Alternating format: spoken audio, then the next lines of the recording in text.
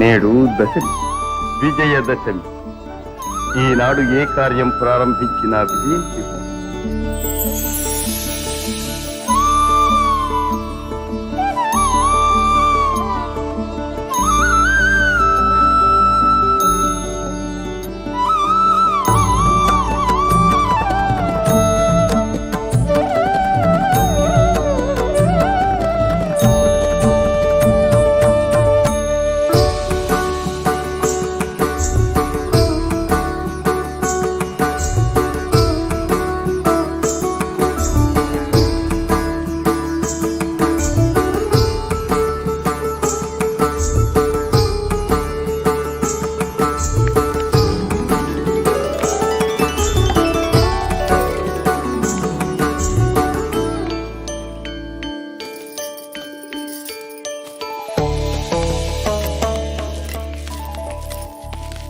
పాండవ వంశ శ్రేయోభిలాషులకు, హితులకు, సన్నిహితులకు, మునివరేణ్యులకు, బ్రాహ్మణోత్తములకు, సకల జనులకు ద్రౌపదీ సమేత మా పాండుకుమారుల తరఫున మీకివే మా నమస్సుమాంజలులు.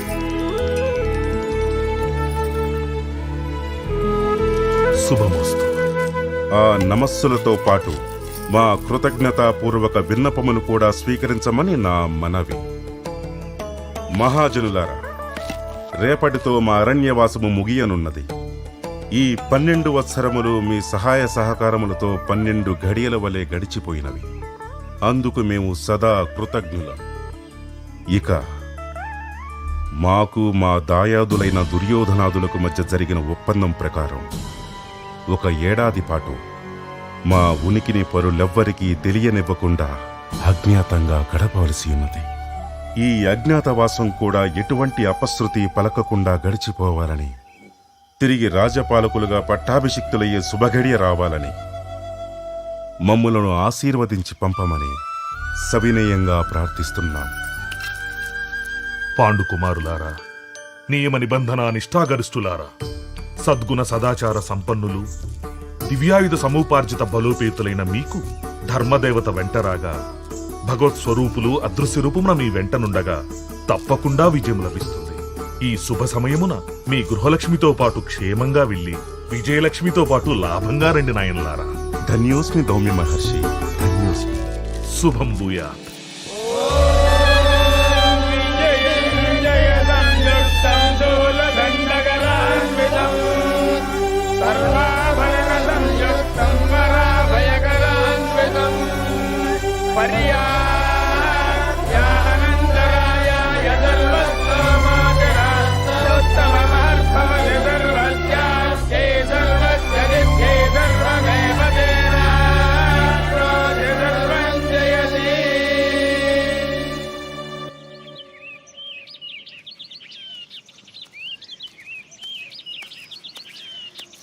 అన్నయ్య, అతి జాగరూకతతోనూ అన్యులకు అంతుపట్టని విధముగాను అజ్ఞాతముగా గడపవలసిన ఈ వత్సర సమయమున ముందుగా మనం నిర్ణయించుకోవాల్సింది సురక్షితమైన నివాసము. అగ్రజ, ఎన్నో దేశములు తిరిగి మరెన్నో యాత్రలు చేసిన నా మనోనిత్రమున మత్స్య దేశము మనకు అనువైన ప్రదేశముగా అగుపించుచున్నది. మత్స్యదేశ మహారాజైన విరాటరాజు బహు సౌమ్యుడు, ఔదార్యవంతుడే కాక పాండవులన్న ప్రీతి గలవాడవుటచే వారి సమక్షంలో మనం నిశ్చింతగా గడపవచ్చని నా విశ్వాసము. వయసులో నాకంటే చిన్నవాడివైనను ఆలోచనలో పెద్దవాడివై మంచి సూచన చేసితివి అర్జున. అయినచో మరి అజ్ఞాతవాస నెలవు నిర్ణయమైనట్టు. ఇక జీవనాధారము గురించి ఆలోచించవలను కదా. బ్రతుకు తెరువు కోసమని ఎవరెవరు ఏ ఏ వృత్తులను చేపట్టి ఆ విరుటిని కొలువులో సులువుగా చేరగలమన్నది ఆలోచించవలసిన విషయమే. కానీ నా దిగులంతయు మనలో చిన్నవారు అతి సుకుమారులైన నకుల సహదేవుల గురించి. మా గురించి మీరేమీ బాధపడవలదు అగ్రజ. నాకు అశ్వశాస్త్రము కరతలా మలకం. విరుటుని కొలువులో అశ్వములకు శిక్షకుడిగాను అశ్వవైద్యుడిగాను చేరి దామగ్రంథి అని పేరుతో సంచరిస్తాను. పశు వైద్యము గో సంరక్షణ బాగుగా తెలిసినవాడినైన నేను విరటుని కొలువులో తంత్రి పాలుడు అను నామధేయంతో చేరి గోవులు కాపరిగాను గో సంరక్షకుడిగాను వ్యవహరించదను. ధర్మ విభూషణ, నానావిధ రత్నమణిమయ వజ్ర వైడూర్యాది గోమేదక సువర్ణ భాండాగారములతో, రథ గజ త్వరగ పతాతి చతురంగ సేనావార పరివారములతో, శతసహస్ర పరిచారికలతో అలరారుచు భాతృ సమేతుడవై రాజసూయాది యాగములను నిర్వహించి ఈ మహీమండలాన్ని పరిపాలించగా సామంతరాజులెందరో అనర్ఘ మణిమయ కిరీటములచే నీరాజములు అందించి మీ పాదములకు మ్రొక్క వంది వైతాళిక హావ భావ గాయకాది అనేక విద్వజ్జనులు మిమ్ము కొలువ అజాత శత్రువులని పిలిపించుకొనబడిన రాజకంఠీరవులైన మీరు ఇప్పుడు ఏ వృత్తిని చేపట్టి మసలుకోగలరన్నది మా మనసును కలిచివైచుచున్నదన్నయ్య. బృహదస్వ మహర్షి అనుగ్రహముచే నేర్చుకున్న అక్షహృదయము అనే వినోదభరితమైన జూద క్రీడను ఈ సమయమునందు ఉపయోగించుకుని విరటుని కొలువులో చేరి విరాటరాజును రాజబంధువులను రంజింపచేస్తూ జ్యోతిష ధర్మశాస్త్రాది ప్రసంగములు చేయుచు కంకుభట్టు నామధేయుడినై నడుచుకుంటాను. నాకున్న మరో దిగులు సేవలు చేయించుకునుటియే గాని సేవించే ఎరుంగని సుకుమారి పాంచాల రాజకుమారి మన ధర్మపత్ని అయిన ద్రౌపది గురించి. పాండురాజు తనయులకు లేని కష్టం నాకా? మీతో పాటే నేను. విరాటరాజు అంతఃపురంలో చేరి పురకాంతలకు కేశాలంకరణ, సౌందర్య పోషణ చేసే సైరంధ్రి వృత్తిని చేపట్టి మాలిని అనే పేరుతో దాసిగా జీవిస్తాను. దాసి పరాయి రాజ్యమున పరుల చెంతన పాండుకుమారుల సతి దాసిగా ఒకరి దయా దాక్షిణ్యాల మీద జీవించవలసిన పరిస్థితి. మయ నిర్మిత గదాదండ ఉద్దండ నిజభుజ పరాక్రమ విక్రమోపేతుండనైన నేను ముక్కంటిని ఎదిరించి పాశుపతమును సముపార్జించి ధనుర్విద్యలో సాటి లేని మేటి అనిపించుకున్న గాంధీవ ధనుర్ధారి చేతులు ముడుచుకుని కూర్చుండవలసిన దుస్థితి. ఇంతటి దుర్పరిస్థితికి కారకుడు ఈ ధర్మజుడు. శాంతించండి ఆర్యపుత్ర, శాంతించండి. శాంత స్వభావులైన మీ అన్నగారు కోరి కష్టాలు తెచ్చువారు కాదు. ఏ పురాకృత శాపం వల్లనో మనం విధి వంచితులమై ఇలా ఇక్కట్లు పడవలసి వచ్చినది. నిజమునకు ఆయన దిగులంతయు మీ గురించే.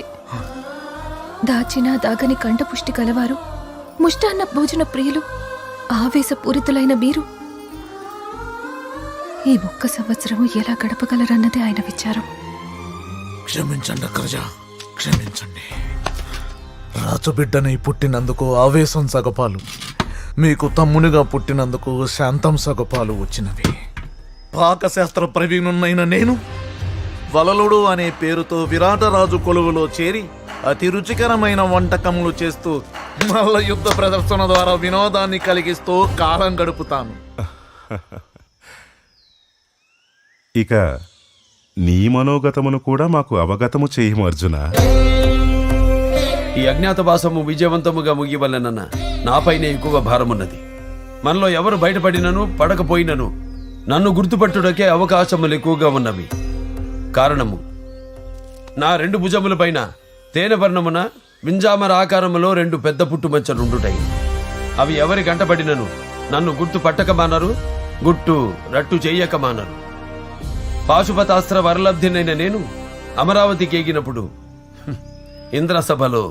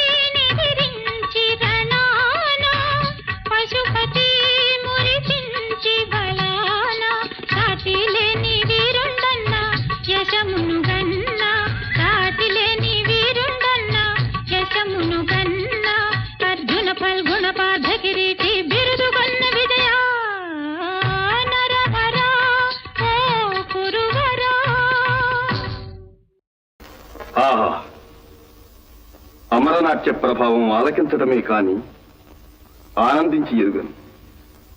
అపూర్వ రమణీయంగా ఉంది. అర్జున, నీ నాట్య కళాభిరుచి శ్లాఘని. సంగర కళాకేళిలో సవ్యసాచివైన నటరాజానుగ్రహ పాత్రుడవైన నీవు నాట్య కళా కవితుడు కూడా కావాలని మా వాంఛ. నాకు నాట్యమా? అవును నాయన, పురుషుడు అన్ని కళలు నేర్చి ఉండాలి. ఏ విద్య ఎప్పటికి అవసరము అభ్యసించు. అమరేంద్రుని ఆజ్ఞ.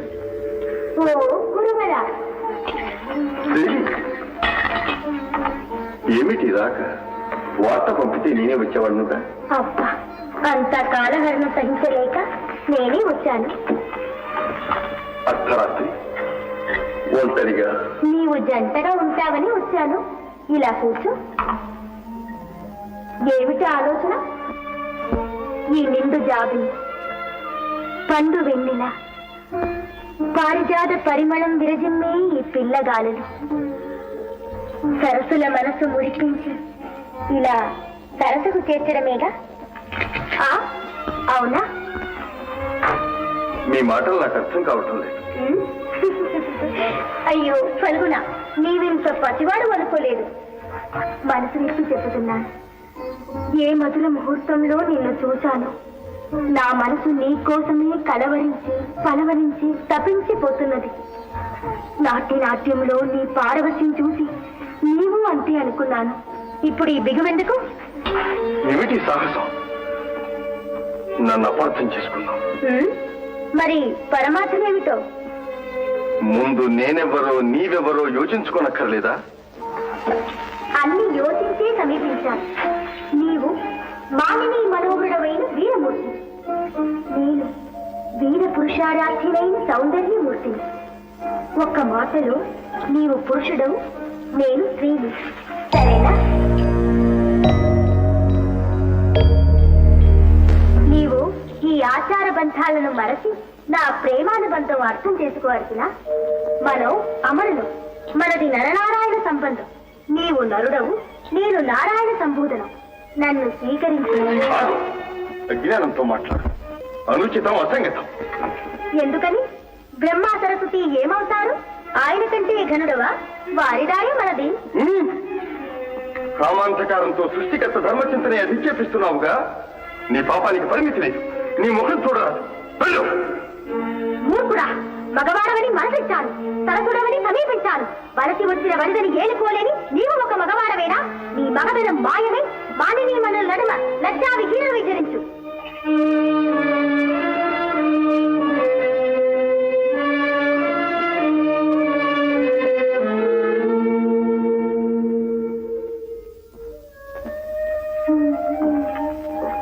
అర్జున, నీ మనోనిగ్రహానికి ధర్మనిష్టకు గర్విస్తున్నాను. ఈ దైవఘటన నీ మేలుకి. రానున్న అజ్ఞాతవాస కాలంలో ఈ శాపం నీకు వరంగా పరిణమిస్తుంది. ఆనాడు ఊర్వశి ఇచ్చిన శాపము ఈనాడు నా పాలిట వరమైనది. బృహన్నల నామధేయుడినై విరటును కొలుపులో చేరి అంతపుర కాంతలకు సంగీత నాట్యాదులు నేర్పుతాను. ఇక మన దాయాదులు ఎంతమంది వేగులను పంపినను వాళ్ల పాచికల పారవు, ఎత్తుగడలు సాగవు.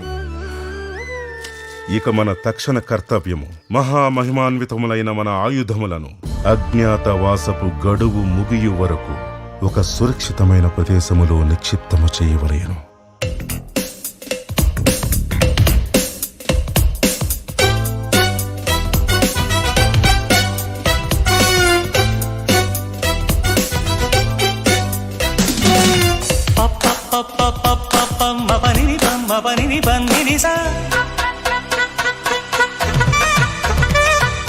సగ సగ సగ సమమ్మ సగ సప సపమ్మ గరి స నిజరి స పస స స స పరి రి రి రి ని స గరి స మ ప స ని ప గ మ ప ని స స స స గరి స ని ప మ గ మ ప ని స గరి స ని ప మ ప గరి స ని ప మ గ గరి స స స స స స గరి స